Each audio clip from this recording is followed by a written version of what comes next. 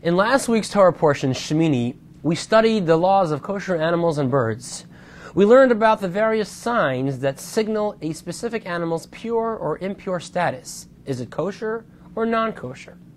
This week, in ParshaCast Tazria, the Torah begins to discuss the purity of the human being, how one becomes tameh, spiritually impure, and the unique process he or she would need to go through in order to achieve spiritual purity.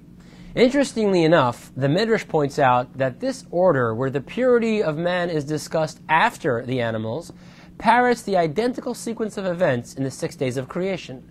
For we know that first the animals were brought into existence, first all of the birds and mammals, even insects, were created, and then on the 6th day, man was given life. Adam and Eve were brought into the world. Why, you may ask, does the animal kingdom take precedence over man? Why were they created before we were? Aren't human beings more important? Are we not the intelligent species? The Talmud and Midrash give us a couple of reasons. Number one, the human being is the crown of creation. Adam and Eve were created last in order that the world should be complete and ready for them, that they can immediately begin to serve God. Number two, another reason mentioned, if man's behavior was to become debased, if one's actions were to descend into depravity, we can say to him, look how low you are. You were the last to be created. Even a tiny mosquito was created before you. Now, hold on a second here. Which one is it? Is man the greatest of all created beings or the lowest? Is the human the crown of creation, the greatest and loftiest being in God's world? Or is he the lowest, the one with the greatest potential for corruption and decadence?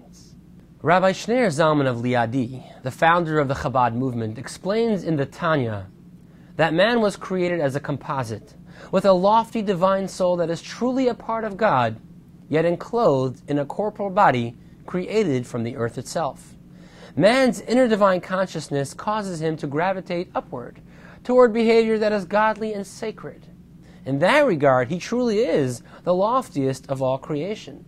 Yet man's animalistic nature drags him down to selfishness and self-fulfillment, and he can descend to a level that is even lower than an insect. Specifically because we are created as a confluence of these two opposites, body and soul, we have the distinct ability to elevate even the lowest of creation and reveal its true divine intent. Angels which have no body cannot affect the material world, and animals which do not have this unique divine soul cannot touch heaven. It is only man who is a composite of both, that can take the most corporal and material and uncover its godly essence and purpose.